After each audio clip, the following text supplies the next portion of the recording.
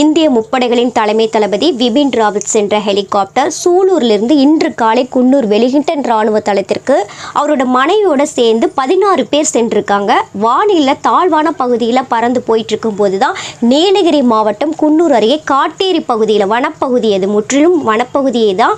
அந்த பகுதிகிட்ட போகும்போது விபத்துக்குள்ளாகி கீழே விழுந்து மலமலன்னு தீப்பிடித்து எரிஞ்சிருக்குது. இது பெரிய தேசிய அளவில் பெரிய பரபரப்பை ஏற்படுத்தி பேசப்பட்டு இருக்குது. இந்த விபத்தில் முதல்ல 10 பேர் இறந்ததாகவும் அடுத்தது 11 பேர் இறந்ததாகவும் இப்படி முதல் கட்ட தகவல் வெளியாகி இருக்கிறது. விபத்தில் பலியானோரின் உடல்கள் அடையாளம் காண முடியாத அளவுக்கு கருகி போயிருக்கான். இதனால் பிரேத பரிசோதனைக்கு பின்னரே தான் யார் யார் உயிரிழந்தார்கள் அப்படின்ற விபரம் தெரிய வருன்ற செய்தி சொல்லியிருக்காங்க. பிபின் ராவத் புறப்பட்ட சூலூரிலிருந்து விபத்து நேர்ந்த இடம் 96 கிலோமீட்டர் தொலைவிலும், சேர வேண்டிய வெலிங்டன் இராணுவ பள்ளி 16 கிலோமீட்டர் தொலைவில் தான் இருக்குதான்.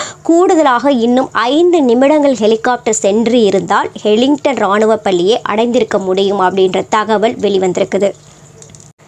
தற்போது 2ஆம் கட்ட தகவல் வெளியாகி இருக்கிறது. தமிழ்நாட்டின் குன்னூரில் இந்திய நாட்டின் முப்படைகளின் தலைமை தளபதி பிபின் ராவத் உட்பட 14 பேர் பயணித்த ஹெலிகாப்டர் விபத்தில் சிக்கியிருந்தது முதல் கட்ட தகவல் வெளியாகி இருந்தது.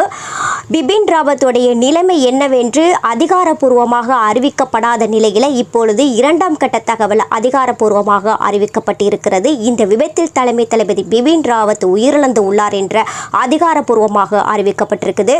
அவரது உயிரிழப்பிற்கு முக்கிய பிரமுகர்கள் பலரும் இரங்கல் தெரிவித்து வருகின்றனர். மேலும் குன்னூர் அருகே நிகழ்ந்த ஹெலிகாப்டர் விபத்தில் பிபின் ராவத் மற்றும் அவரது மனைவி மதுலிகா ராவத் மற்றும் 11 பேர் உயிரிழந்து உள்ளனர்.